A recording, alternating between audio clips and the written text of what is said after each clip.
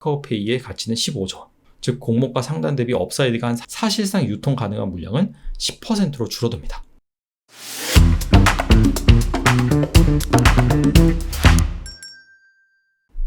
말 많고 탈 많던 카카오페이가 드디어 다음 주 청약을 진행합니다. 25일, 26일, 월, 화 이렇게 청약을 진행을 하고요. 카카오페이가 2번이나 상장이 연기가 됐었죠. 증권신고서를 다시 작성을 했습니다. 첫 번째는 고평가 논란이 있었고요. 두 번째는 갑작스럽게 이 카카오를 중심으로 빅테크 규제 이슈가 터지면서 자연스럽게 증권신고서를 또 한 번 수정하게 되었습니다. 사실 이 빅테크 플랫폼 규제 이슈가 터지지 않았다라고 한다면 카카오페이의 성공적인 상장 가능성에 대해서 의문을 제기할 사람은 별로 없었을 것입니다. 하지만 갑작스럽게 이 규제라는 암초를 만나버렸죠. 자, 그래서 과연 카카오페이가 이 규제 이슈를 딛고 성공적으로 상장을 할 수 있을지, 투자자 입장에서는 과연 카카오페이에 청약할 만한지 이 부분에 대해서 알아보도록 하겠습니다. 재미있는 게 카카오페이는 100% 균등 배정으로 청약을 진행을 합니다. 일반 청약자 물량이 최소 기준으로 425만 주예요. 카카오뱅크 청약 때는 총 186만 계좌가 몰렸습니다. 근데 지금은 약간 공모주 열기가 식었고 빅테크 규제라는 암초를 만났죠. 그래서 그거보다는 청약에 참여하는 계좌 수가 줄어들 걸로 예상이 됩니다. 자, 그렇다면은 제 생각에는 10주만 청약을 해도 한 3주 정도는 받을 수 있지 않을까 생각을 해봅니다. 자, 그렇다면 카카오페이에 대해서 본격적으로 한번 알아보는 시간을 갖겠습니다. 일단 카카오페이 같은 경우에는 4가지 사업 부문을 가지고 있어요. 결제, 대출, 투자, 보험. 페이라고 하니까 결제 서비스만 있나? 라고 생각할 수가 있는데 보시다시피 다양한 금융 서비스를 제공하고 있습니다. 구체적으로 말씀드리면 이 대출이나 투자, 보험 같은 경우에는 카카오페이가 직접 하는 것이 아니라 자회사를 통해서 하고 있죠. 카카오페이 증권을 통해서 투자 관련 서비스를 제공을 해주고 있고 KB보험 서비스라는 자회사를 통해서 이 보험 관련된 서비스를 제공을 하고 있습니다. 카카오페이는 저 역시 그렇고요. 이 영상을 보시는 여러분도 마찬가지일 겁니다. 아마 한 번쯤은 다 써보셨을 거고 지금도 계속해서 카카오페이 서비스를 이용하고 계신 분이 많을 거라고 생각을 해요. 카카오페이의 월간 활성 이용자 추이입니다. 이 그래프를 보시면 계속해서 늘어나는 것을 확인할 수가 있고 지금 현재 2천만 명이 넘습니다. 대한민국의 절반 정도에 되는 인구가 이 카카오페이를 사용하고 있다라고 볼 수가 있고요. 거래액 추이 보시면 계속해서 늘어나고 있는 것을 확인할 수가 있죠. 2021년 2분기 기준으로 거래액이 24조 5천억입니다. 그래서 이 카카오페이의 성장성, 대중성에 대해서는 의문을 제기하기 힘듭니다. 근데 문제는 카카오페이의 공모가 그리고 규제 영향이 얼마나 이 카카오페이 기업 가치에 미치는지 그 부분이 중요하겠죠. 그래서 카카오페이의 공모가 산출 내역을 자세히 들여다볼 필요가 있습니다. 자, 일단 희한한 방식을 적용을 했어요. 성장률 조정, EB, 세일즈 배수, 상대 가치 산출 이 방법대로 카카오페이 공모가를 산출을 했습니다. 이게 완전히 외계어인데 제가 하나하나 차근차근 설명을 해드릴게요. 일단 유사 기업을 선정하는 방식이 우리나라 기업이 아니라 다 해외 기업을 선정을 했습니다. 페그세그룹, 스톤, 업스타트 홀딩스 이 기업들이 다 핀테크 업체입니다. 이 두 기업은 브라질의 핀테크 업체이고요. 송금뿐만 아니라 결제 이쪽 서비스에 포커스가 되어 있습니다. 업스타트 홀딩스 같은 경우에는 AI 핀테크 업체인데 AI 알고리즘을 활용을 해서 신용을 평가하는 그런 솔루션을 가지고 있어요. 카카오페이가 결제, 그 다음에 대출, 투자, 신용평가 이런 영역까지 다 진출을 했기 때문에 유사 기업으로 이 3개의 기업을 꼽는 것은 크게 문제가 있어 보이지는 않습니다. 이제부터 중요합니다. 자, 일단 기업 가치라고 해서 EV라고 나와 있죠.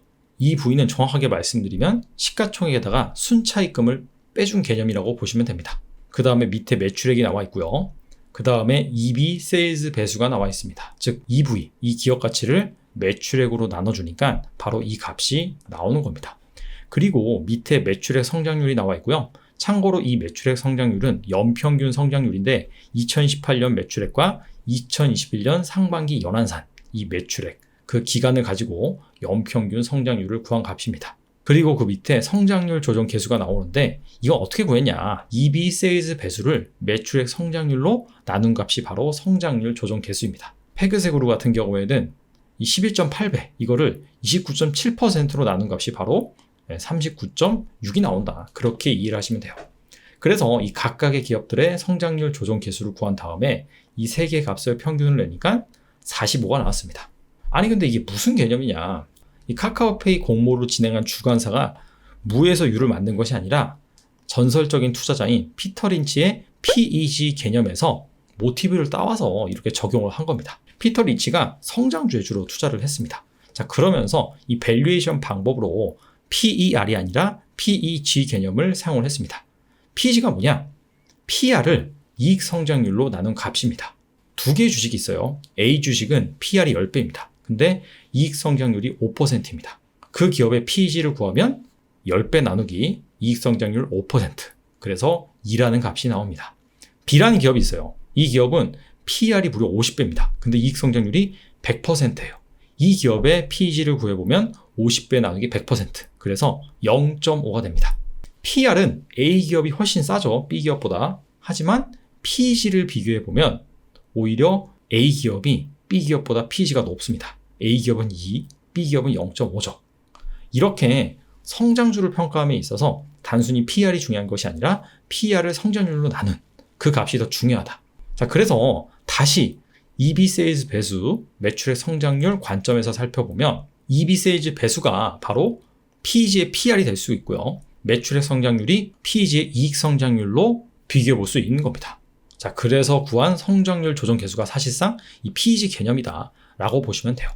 아무튼 그렇게 해서 이 유사 기업군의 성장률 조정 계수 평균이 45배가 나왔고요. 그래서 이 카카오페이의 2018년부터 2021년 상반기 연한산 매출의 성장률, 그게 이제 98.7%입니다. 여기에다가 이 평균에서 구한 값 성장률 조정 계수 45배를 곱하면은 바로 EB 세일즈 배수가 나오는데 그게 44.4배고요. 여기서부터는 쉽죠. 그냥 매출액을 곱하면 결과적으로 이 카카오페이의 EV가 나옵니다. 근데 이게 EV가 그 기업의 시가총액에다가 순차입금을 뺀 값이라고 했죠. 근데 카카오페이의 순차입금은 마이너스 6,338억이에요. 자, 순차입금이 마이너스다? 자, 그만큼 현금이 있다. 그렇게 이해하시면 될 것 같아요. 그래서 총 적정 시가총액은 17조 7천억 정도가 나옵니다. 자, 이걸 발행 주식수로 나누니까 13만 원이 나오고요. 여기에다가 할인율을 54%에서 31% 적용을 해서 바로 희망 공모가액 밴드가 나온 것입니다. 자, 어떠신가요? 카카오페이를 긍정적으로 생각하신 분들 같은 경우에는 나름 합리적으로 산출을 했네. 반대로 별로 안 좋게 보시는 분들 같은 경우에는 이 정말 공모가를 부풀리기 위해서 말도 안 되는 방법을 사용을 했다. 그렇게 보실 수도 있을 것 같아요. 왜냐하면 이 카카오페이가 순이익은 정말 적습니다. 이 순이익 관점에서 PR을 계산해 보면 몇천 배가 나와요. 그래서 이 공모가를 높게 평가받기 위해서는 보시다시피 이러한 방식을 사용해야 됩니다. 카카오페이 역시 이 방식이 상당히 난해하다는 것을 인정을 하고 있어요.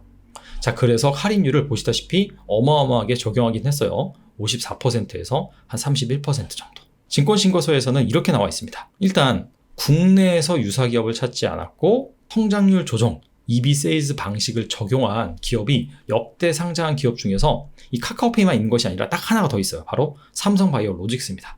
그래서 이게 상당히 특이한 사례이기 때문에 사실상 이렇게 할인율을 많이 적용을 했다라고 밝히고 있습니다.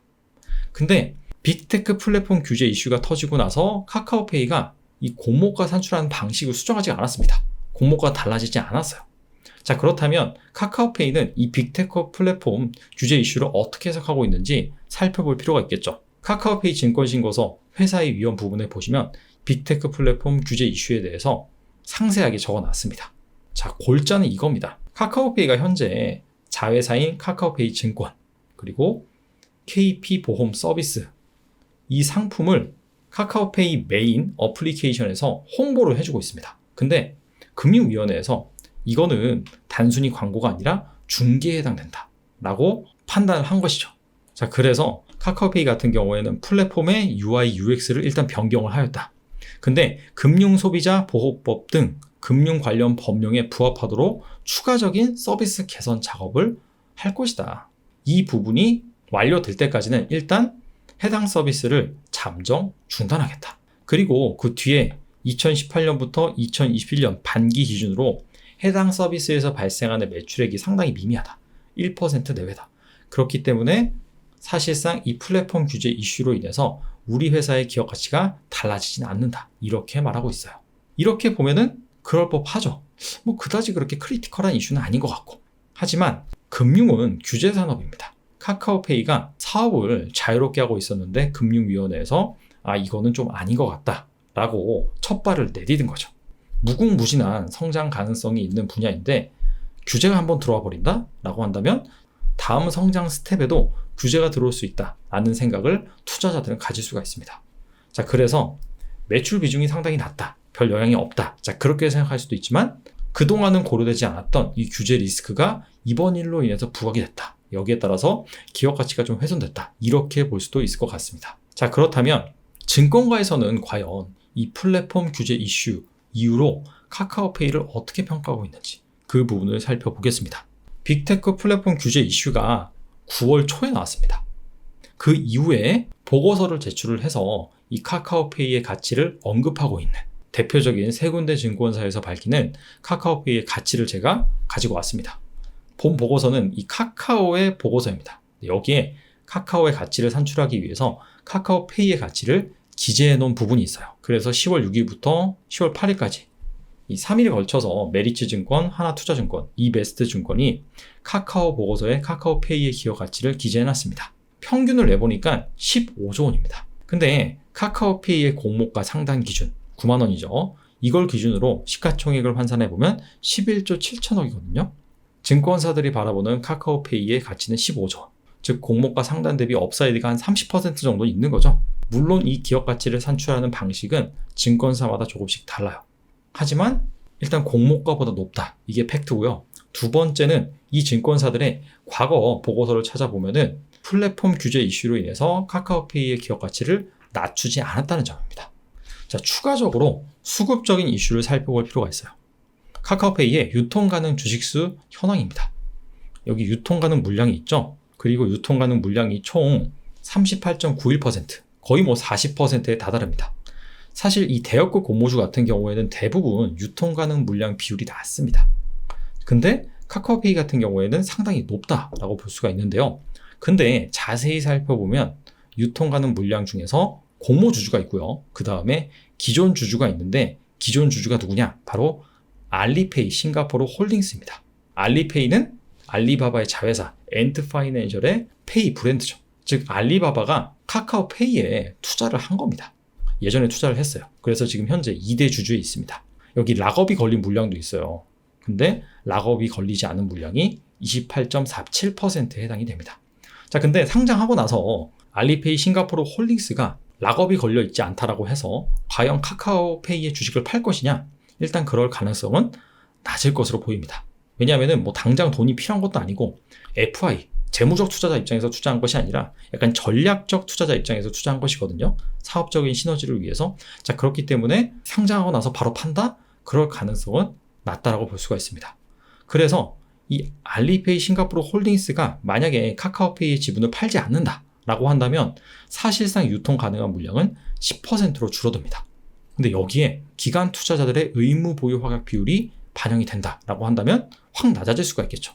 작년부터 지금까지 공모로 진행한 공모주 중에서 유통 가능 물량 비율이 가장 낮은 기업이 일진아이 솔루스였어요. 이 기업의 유통 가능 비율이 8.4%였습니다. 근데 잘하면 이 카카오페이가 일진아이 솔루스보다 유통 가능 비율이 낮아질 수도 있어요. 그리고 코스피 200 특례 편입 이슈가 있습니다. 신규 상장주가 상장하고 나서 15거래일간 코스피 시가총액 50위 안에 들 경우 코스피 200에 특례 편입될 수가 있습니다.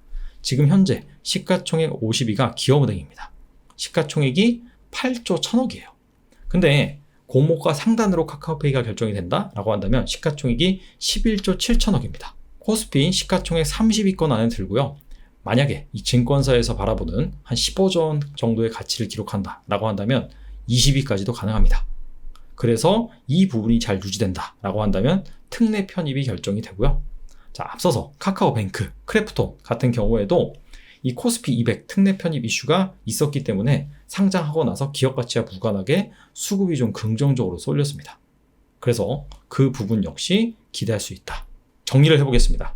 카카오페이 서비스의 대중성과 성장성은 누구나 다 압니다. 자, 문제는 이 규제 이슈, 그리고 공모가 이슈입니다. 공모가를 어떻게 산출했는지 살펴보니까 난해한 방식으로 산출을 했죠. EB 세일즈 배수, 그 다음에 성장률 조정 개수, 이런 방식으로 공모가를 산정을 했어요. 그리고 이 핀테크 규제 이슈가 터졌음에도 불구하고 공모가를 하향 조정하지 않았습니다. 그 이유가 규제로 인해서 영향을 받는 매출 비중이 1% 내외다. 하지만 이걸 좀 안 좋게 생각한다, 부정적으로 생각한다라고 한다면 그동안 고려되지 않았던 이 금융 규제 이슈가 이번 일로 인해서 본격적으로 부각이 됐다. 그래서 성장 불확실성 요인으로 작용할 수 있다. 자, 이렇게도 볼 수가 있겠죠. 자, 하지만 규제 이슈 이후에도 증권사에서 제시한 카카오페이 기업 가치는 딱히 변동이 없었습니다. 그리고 최근 3개 증권사에서 카카오페이 기업 가치를 산출을 했는데 평균을 내보니까 15조 원 정도였어요. 그게 공모가 상당 기준으로 업사이드가 한 30% 정도 있었습니다. 추가적으로 유통 가능 물량 비율이 사실상 이 알리페이 싱가포르 홀딩스를 제외하면은 10%, 여기에 기관 투자자들의 의무 보유 확약 비율이 반영이 된다라고 한다면 훨씬 더 떨어지겠죠. 상장을 하고 나서 코스피 시가총액 50위 안에 15거래일 동안 포함이 된다라고 한다면 코스피 200에 특례 편입됩니다. 그래서 이런 수급적으로 긍정적인 이벤트가 연출될 가능성이 있다 라는 점이 핵심인 것 같아요. 중요한 거는 수혜적 결과가 발표가 돼야겠죠. 일단은 생각했던 것보다는 카카오페이가 그렇게 나쁜 거 같지 않습니다. 하지만 뚜껑을 한번 열어봤을 때 정말 기관 투자자들 역시 카카오페이에 대해서 긍정적으로 생각을 하는지, 만약에 기관 투자자들 역시 수혜적 결과를 통해서 카카오페이를 긍정적으로 본다라고 한다면 규제 이슈를 딛고 상장에 성공할 가능성도 있어 보입니다. 오늘 여기까지 하겠습니다. 감사합니다.